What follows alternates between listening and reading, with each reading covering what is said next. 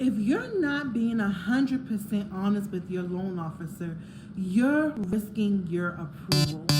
Welcome back to Mortgage Mondays. My name is Tapri. I'm a local loan officer here in Charleston, South Carolina.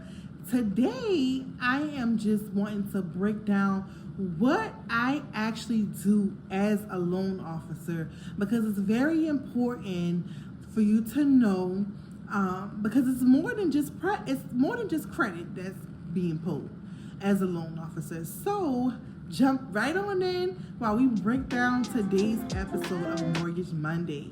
So my job is to evaluate your entire financial picture from start to finish.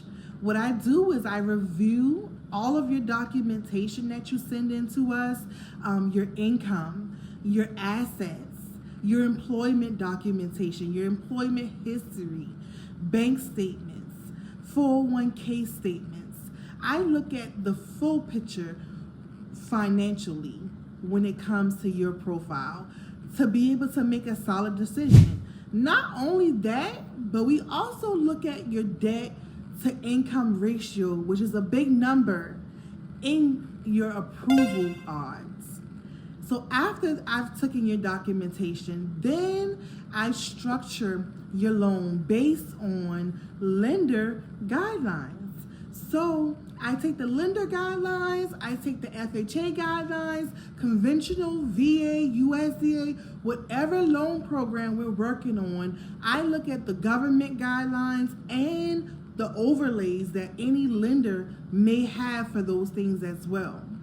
Once I've looked at the lender's guidelines and I've looked at your documentation, I match you with the right loan program. So whether you may fit into the VA, whether you may fit into FHA, conventional, USDA, DSCR, even if you're doing investment properties, whichever program you support, your documentation supports approval for, is how I prepare your file to be looked at by the underwriters for an approval. So after we've gathered documentation, research guidelines and overlays for lenders and government programs, selected a program for you to participate in, then we would get ready to submit your file to underwriting. We make sure that we grab all of this information from the beginning, because we want to make sure that you have a smooth and easy approval. And this is exactly why I require full transparency in the process. I know it can feel a little uncomfortable sharing private financial details, bank statements, pay stubs, explanations about deposits, but open and honest answers protect you so that there's no surprises in underwriting when we address everything up front. Pre-approval isn't just a letter, it's a strategy.